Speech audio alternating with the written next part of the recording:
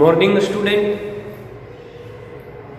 हमने BA part second की हमारी पिछली क्लास में ख्वाजा हैदर अली हाफिज की शुरुआती 2 गज़लों की तशरीह पढ़ी थी। बच्चों, हमने उनकी 2 गज़ल की तशरीह पहले पढ़ ली है। आज हम उनकी अगली जो बाकी हमारी निशाब में शामिल गज़ल है उसकी तशरीह पढ़ेंगे, उसके बारे में जानेंगे।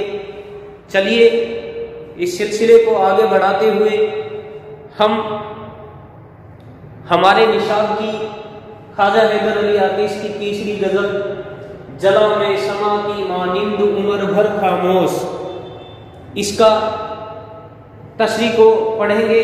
शेर बा शेर इसकी तशरीह पढ़ेंगे। इसके हर एक शेर की तशरीह हम हमारे लफ्ज़ों में समझेंगे, पढ़ेंगे, जानेंगे और इनकी जो गज़लें हैं इनका जो कलाम है उससे हम आहिंग होंगे। तो चलिए पहली जो तीसरी गज़ल है इसका पहला शेर है, जला में समा की मानिंद उम्र भर खामोश, तमाम उम्र कटी किस्सा मुख्तसर खामोश। बिल्कुल इजी लैंग्वेज में लिख रहे हैं, सादा सलीस जबान में लिख रहे हैं और जैसे ही इसकी आपको तशरीह बताऊंगा आपके शेर बिल्कुल सामने पेश हो जाएगा। आपको इसको समझने में ज़्यादा तकल्लुफ का एहसास ना होगा। लिखते हैं यहाँ ये अपने महबूब की लापरवाही लिखते हैं। देखिए, जला में शमा की मानिंद उम्र भर खामोश, यानी अपने महबूब की लापरवाही की वजह से जिंदगी के हाल पर अफसोस करते हुए कह रहे हैं। यानी इनका जो महबूब है उन्होंने इनके साथ लापरवाही से पेश आए हैं, इनकी तरफ ज़्यादा तवज्जो नहीं की। इस वजह से ये जिंदगी भर जो तकलीफ़ें सहते रहे उन तकलीफ़ों का जिक्र कर रहे हैं और अपने हाल पर अफसोस जता रहे हैं। मेरी ज़िंदगी उस समा की मानिंद है जो मुसलसल जलती है और अपने वजूद को ख़त्म कर देती है, लेकिन अपनी ज़बान से कुछ नहीं कहती। यानी ये खामोश रहता है जिंदगी भर, अपनी ज़िंदगी को जलाकर समा की तरह जो मुसलसल जलती है उसकी तरह अपनी ज़िंदगी को काट रहा है, जलाते हुए काट रहा है, लेकिन अपनी ज़बान से कुछ नहीं कह रहा है। बस हमारी ज़िंदगी भी उसी तरह से, यानी उस समा की तरह अपनी ज़िंदगी बयान कर रहे हैं। उसी तरह से है जैसे एक समा जलती जलती एक दिन बुझ जाती है, मुसलसल जलती रहती है और आखिर में बुझ जाती है। यानी किस्सा मुख्तसर से मुराद है यहाँ फ़कत, बस, यानी थोड़ी सी, समझ गए। फ़कत से मुराद इन्होंने कहा है कि मतलब बस थोड़ी सी जो मतलब ये जो इनकी ज़िंदगी है ये जो कट रही है आखिर मतलब मौत की तरफ ले जाती है और मुख्तसर सी ये जो कहानी है, ये ज़िंदगी नुमा किस्सा है, ये ख़त्म हो जाता है। ठीक उसी तरह से जैसे एक समा मुसलसल जलते जलते अपनी आखिर को पहुंच जाती है। अगला शेर लिखते हैं, जबी के नूर से इस्लामियां हो वेदा है, रहेंगे मुझको नकरीन, लिखते हैं रहेंगे मुझको नकरेन देख कर खामोश। अपनी इबादत और बंदगी पर शायर को पूरा भरोसा है। वो कह रहा है कि जिस दिन हम दुनिया से रुखसत होंगे उस दिन हमारी पेशानी रोशन होगी। यानी ये अपनी नमाज के कबूल, अपनी इबादत के कबूल होने का पूरा भरोसा रखते हैं। अल्लाह की दर पर इनकी नमाज की कबूलियत का इन्हें पूरा भरोसा है और कहते हैं कि जिस दिन दुनिया से रुखसत होऊंगा उस दिन मेरी ये जो पेशानी है यह क्या होगी, पुरनूर होगी, रोशन होगी, जो हमारी इस्लाम पसंदी की अलामत होगी, निशानी होगी। कब्र में जब मुनकर नकीर सवालात के लिए आएंगे तो इबादत की वजह से रोशन पेशानी देखकर सवालात की ज़रूरत ना समझेंगे, यानी कह देंगे कि ये अल्लाह का नेक परहेजगार बंदा है। अगला शेर, नहीं करार ज़माने को एक हालत पर, नहीं करार ज़माने को एक हालत पर। आगे लिखते हैं, जो दोपहर है मैं नाला तो दोपहर खामोश। लिखते हैं, गर्दिश अयाम यानी वक्त की गर्दिश, वक्त की गर्दिश का जिक्र कर रहे हैं कि जमाना बदलता रहता है, एक हालत पर नहीं रहता। तो मैं भी गर्दिश अयाम से मुतासिर हूं, मुझे भी किसी एक हालत पर करार नहीं है। मैं भी आधा दिन गिरिया बजारी और शिकवा शिकायत करता हूं तो आधा दिन बिल्कुल खामोश रहता हूं। यानी मेरा भी मिजाज क्या है, बदलता रहता है। आधे दिन में शिकवा गिला करता रहता हूं और आधे दिन में खामोश रहता हूं। अगला शेर, जुनू में भी हुई जाइल ना मुझसे दानाई, जुनू में भी हुई जाइल ना मुझसे दानाई, रहा में आलमे वहसत में 20 खामोश। यानी अधिकतर में मतलब दीवानगी के आलम में क्या रहा, खामोश रहा। कहने का मकसद है अपनी दानाई और अक्लमंदी पर फख्र करते हुए कह रहे हैं कि दीवानगी के आलम में, और वो भी इश्क की दीवानगी जिसमें इंसान अच्छे बुरे की तमीज फर्क भूल जाता है, मैंने ऐसे वक्त में भी होशियारी से काम लिया और अक्सर वक्त खामोश रहा कि कहीं ऐसी बात मुंह से ना निकल जाए जो कि हमारे लिए मुनासिब ना हो। अगला शेर, ना काबे में नजर आया ना बुत कदे में तू, ना काबे में नजर आया ना बुत कदे में तू, उठा में बैठ के एकदम इधर उधर खामोश। अपने खुदा से, अपने रब ताला से खिताब कर रहे हैं कि ए खुदा, तू तो हर जगह मौजूद रहता है, हाजिर व नाजिर है, लेकिन तुझे हमने काबा बुतकदा सब जगह तलाश कर लिया, हर महफिल में देखा, मगर तू कहीं नजर ना आया। और इधर उधर देख मायूस और खामोश होकर बैठ गया, लेकिन तू कहीं नजर नहीं आया। अगला शेर, चमन में कौन सा गूंचा नहीं शगुफ्ता हुआ, चमन में कौन सा गूंचा नहीं शगुफ्ता हुआ, हमारा गूंचा दहन क्यों है इस कदर खामोश। देखिए, यहां बहार के मौसम का जिक्र कर रहे हैं, कह रहे हैं कि हर तरफ बहार का मौसम है, फिर गुंजा मुस्कुराकर फूल बन रहा है। एक तरह से खुशी और सादमानी का दौर है, लेकिन ताज्जुब है कि ऐसे मौसम और ऐसे दौर में हमारा गुंजा दहन यानी फूल जैसे चेहरे वाला महबूब। यहाँ छोटे मुंह का से भी मुराद है गुंजाए दहन, यानी दहन छोटे मुंह का, लेकिन यहाँ फूल का जो छोटा खिलना होता है उसकी बात कर चल रही है। फूल जिसे चेहरे वाला महबूब कहते हैं, फूल जैसे चेहरे वाला महबूब। इतना खामोश और उदास क्यों है?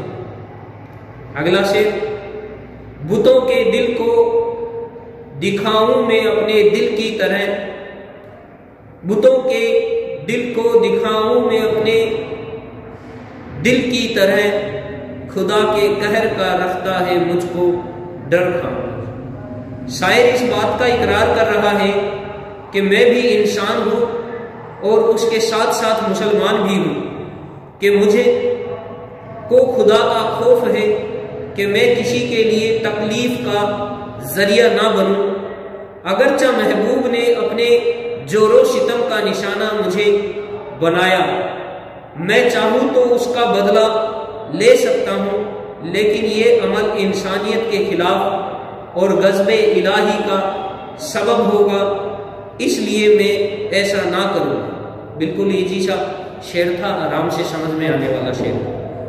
लिखते हैं, हुई है कातिल आलम शबाहत रुख यार, चिराग ज़ेस्त को भी करती है शहर खामोश। देखिए यहाँ कुछ लफ्ज आए हैं जिनमें पीछे हमने पढ़े भी हैं, कुछ लफ्ज उनका मैंने आपको बताया है। देखिए पीछे लिखा है, जैसे एक हमारे पास आया चिराग ज़ेस्त, यानी जिंदगी। चिराग ज़ेस्त से मुराद है जिंदगी, और शिबाहत से माना मुराद है गोरापन। शिबाहत का माना क्या है? गोरापन। तो लिखते हैं कि महबूब के हुस्न की तारीफ कर रहे हैं, उसका चेहरा इतना बशाशत भरा और हसीन है कि अहले आलम जान पर खेल गए, लेकिन ये बात उसको भी समझ लेनी चाहिए कि ये चीजें हमेशा कायम रहने वाली हैं, कायम रहने वाली नहीं हैं। ये भी खत्म होंगी, जिस तरह से जिंदगी का खात्मा मौत करती है, अंधेरे का खात्मा शहर यानी सुबह करती है, इसी तरह से ये हुस्न भी ढल जाएगा जिस पर उनको इतना नाज है। अगला शेर, जबान कीलने का नक्श मुंह भराई है, जबान कीलने का नक्श मुंह भराई है, दहान गूंचा को रखता है मस्त जर खामोश। इस शेर में शायर लिख रहे हैं कि किसी शख्स की जबान को बंद रखने का बेहतरीन नुस्खा ये है कि उसके मुंह को भर दिया जाए, जिस तरह से मस्त जर गूंचा के मुंह को बंद रखता है और उसको खिलने नहीं देता या खुलने नहीं देता। शायर ने मुंह भराई को गूंचे के अंदाज मौजूद बारीक दानों से तस्बीह दी है, जिसकी वजह से गूंचा बंद कली बना रहता है। आखिरी से, कुमंद जुल्फ का टूटे ना तार ए शाने, कुमंद जुल्फ का टूटे न तार ए शाने, शाने का माना या कंगा होता है। रहा बहुत में गला घोट घोट कर खामोश, महबूब की हसीन लंबी काली जुल्फों का जिक्र कर रहे हैं और उनकी तरफ तवज्जो है, और कंघे को बाखबर कर रहे हैं कि जुल्फ के फंदे यानी जोड़े कुमंद का कोई एक बाल भी ना टूटने पाए। जब जब कंगा जुल्फों में फेरा गया, तब तब मैं अपना गला घोट घोट कर इस डर से खामोश रहा कि कहीं कोई नाजुक सवाल कंघा अपने साथ ना ले आए। ये थी इनकी पहली गजल। चलिए दूसरी गजल की चर्चा करते हैं। अपनी बदनसीबी का जिक्र कर रहे हैं। खार मतलूब जो होवे तो गुलिस्तां मांगू, यानी अपनी दुआ के उल्टे असर का जिक्र कर रहे हैं और अपनी बदनसीबी का जिक्र कर रहे हैं। कह रहे हैं अगर मुझे गुलिस्तां चाहिए तो मैं खार मांगूंगा, और अगर मुझे कांटे चाहिए तो मैं गुलिस्तां मांगूंगा। यानी मेरी जो भी दुआ मैं करता हूँ उसकी उल्टी मुझे उसकी जो ताबीर है वो मिलती है। तो चलिए दूसरी चौथी गजल इनकी शुरू करते हैं। लिखते हैं, खार मतलूब जो होवे तो गुलिस्तां मांगू, बिजली गिरने को जी चाहे तो बारह मांगू। इस शेर में शायर अपनी बदकिस्मती का रोना रो रहे हैं कि मेरी उल्टी किस्मत में है कि जो मतलूब होता है उसके खिलाफ ही मिलता है। मुझको कांटे मतलूब हैं तो गुलिस्तां की दुआ करता हूं, और जब अपनी हिलाकत के लिए बिजली गिरने का ख्वाहिशमंद होता हूं तो रब से बारिश की दुआ करता हूं, तब जाकर मेरी ख्वाहिशात पूरी होती है। अगला शेर, खाक में भी जो मिलूं मैं तो किसी शहरा में, खाक में भी जो मिलूं मैं तो किसी शहरा में, तुमसे मिट्टी भी ना ए गबरू मुसलमान मांगू। शायर अपनी इस बात की तमन्ना कर रहा है कि मेरी मौत आए तो बेआब व ग्याह सहरा में, ताकि मुझ पर रोने वाला और मुझे मिट्टी देने वाला कोई ना हो। यानी कि मरते मरते भी वो इस बात को पसंद नहीं करता कि जिंदगी भर जब किसी का एहसान ना लिया तो मौत के बाद ये एहसान क्यों ले, इसलिए सहराई मौत की तमन्ना की है।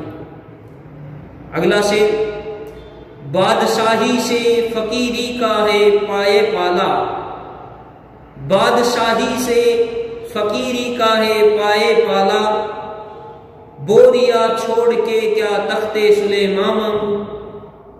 एक बादशाह जिसकी हुकूमत की हवस बढ़ती जाती है, उससे एक फकीर का मर्तबा ज्यादा बुलंद होता है, क्योंकि वो हर्ष की बीमारी से दूर रहकर खुदा के करीब होता है। ऐसी सूरत में फिक्रो कनाअत को छोड़कर तख्ते हुकूमत क्यों मांगू। अगला शेर, रंज से इश्क के है राहत दुनिया बदतर, रंज से इश्क के है राहत दुनिया बदतर, जख्म खंदा को अगर गुल खंदा मांगो। शायर कह रहे हैं कि दुनिया में इंसान कितनी ही राहत हासिल करे, लेकिन अगर उसको इश्क की बीमारी और उसका रंज लग गया तो फिर सारी राहतें बद से बदतर हो जाएंगी, क्योंकि राहत के लिए कोई मुस्कुराता हुआ फूल महबूब की मुस्कुराहट तलब करूंगा तो नतीजा के तौर पर मुझको खिले हुए जख्मों का तोहफा मिलेगा, जो मेरी तकलीफ का जरिया होगा। अगला शेर लिखते हैं, यास व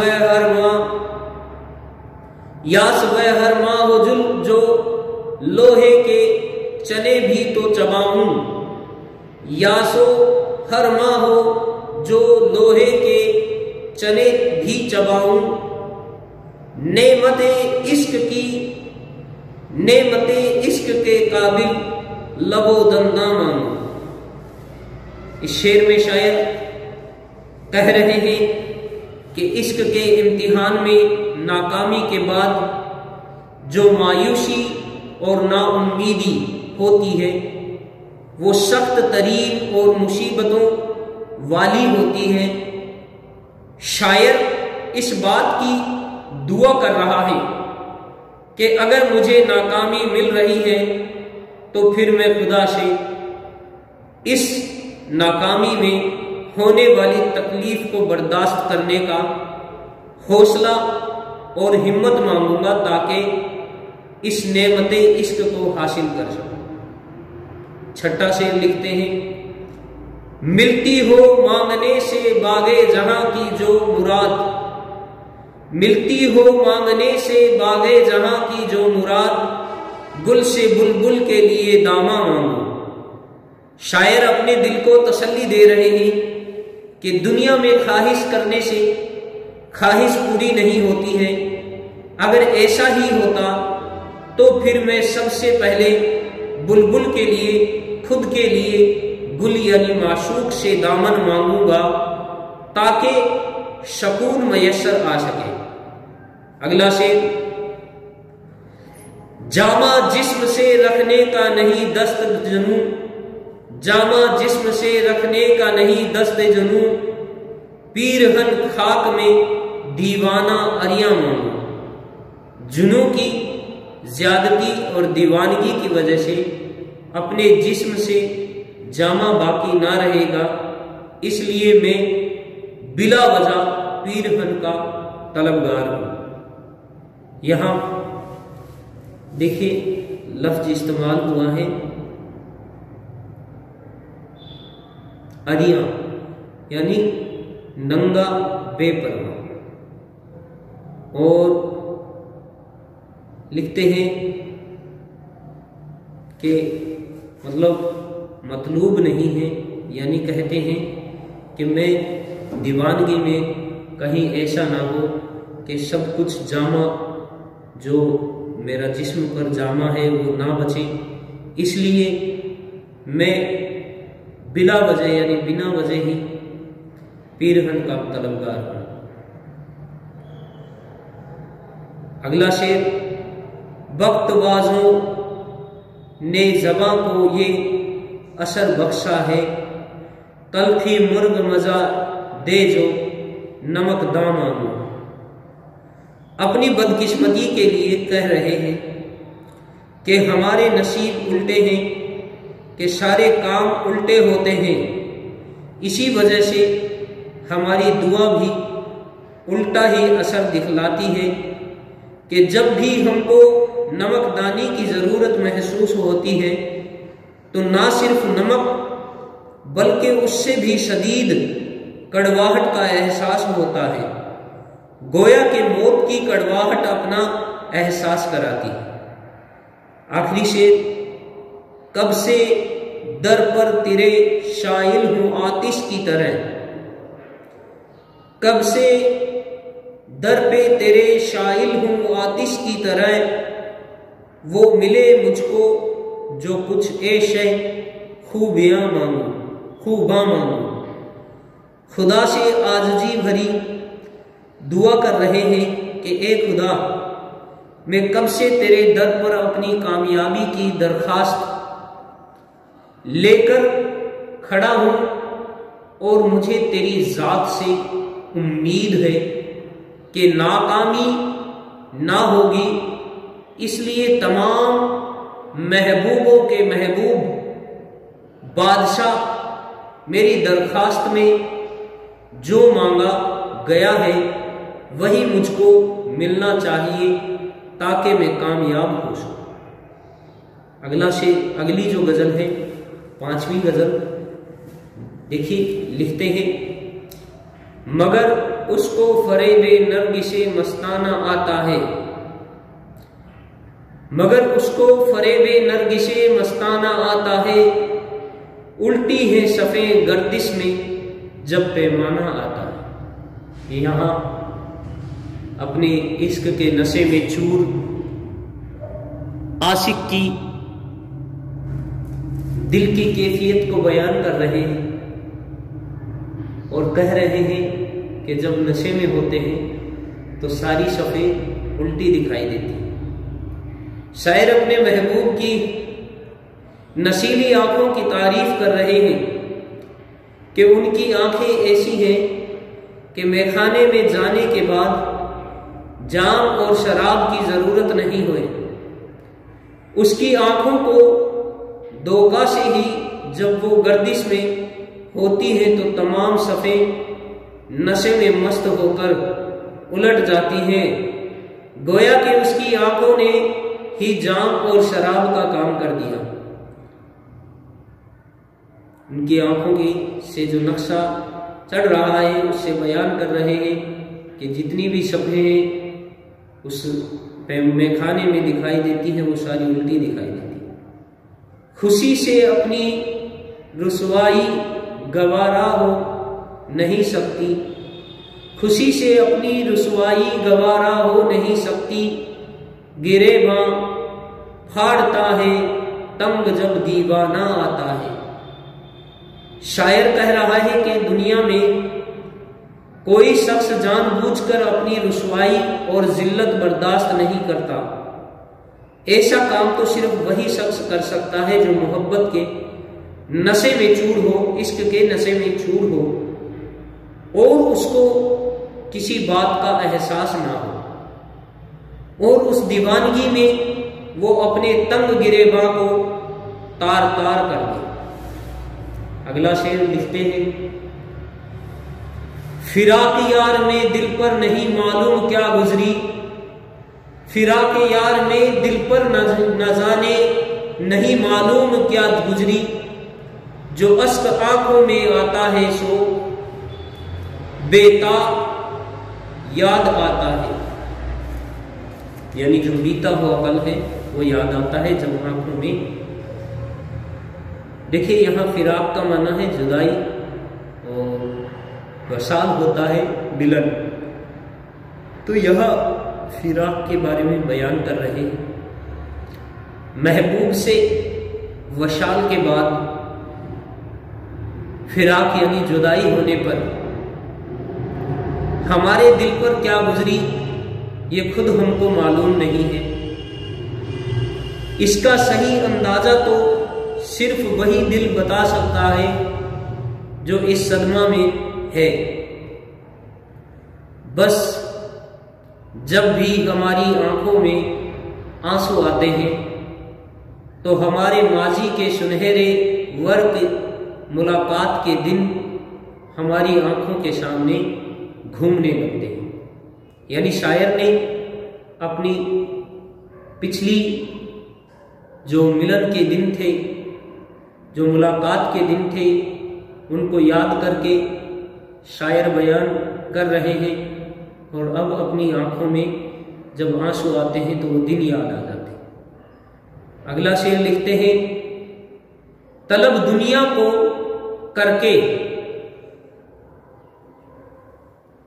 तलब दुनिया को करके जन मुरीदी हो नहीं सकती, ख्याल आबरूए हिम्मत मर्दाना आता है।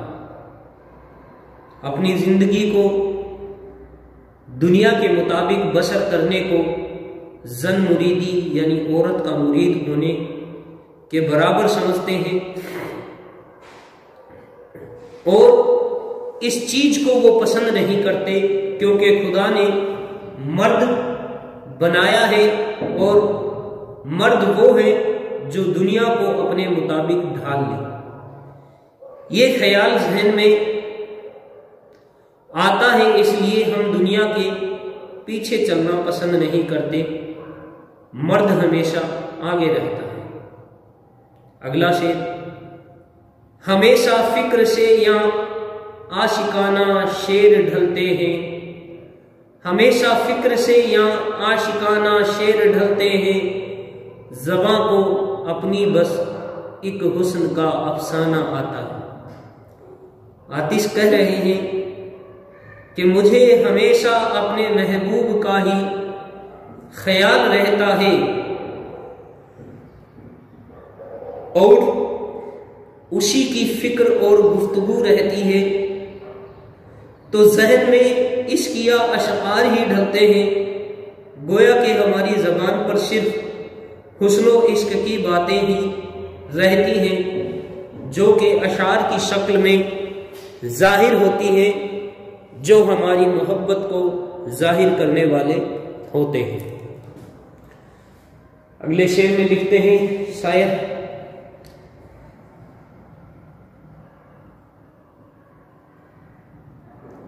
तमाशागाह हस्ती में अदम का ध्यान है किसको,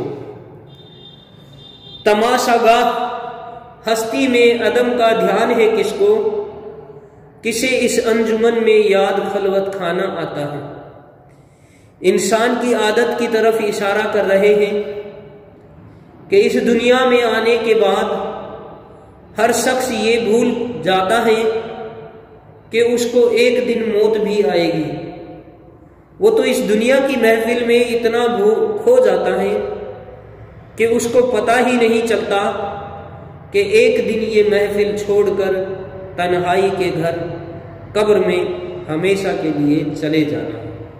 देखिए फिर से शेर लिखा है, शेर को फिर पढ़ते हैं, बहुत अच्छा शेर लिखा है। तमाशागाह हस्ती में अदम का ध्यान है किसको, किसे इस अंजुमन में याद खलूत खाना आता है। यानी कब्र को भूल जाते हैं, मौत को लोग भूल जाते हैं, खुदा से खौफ खाना भूल जाते हैं।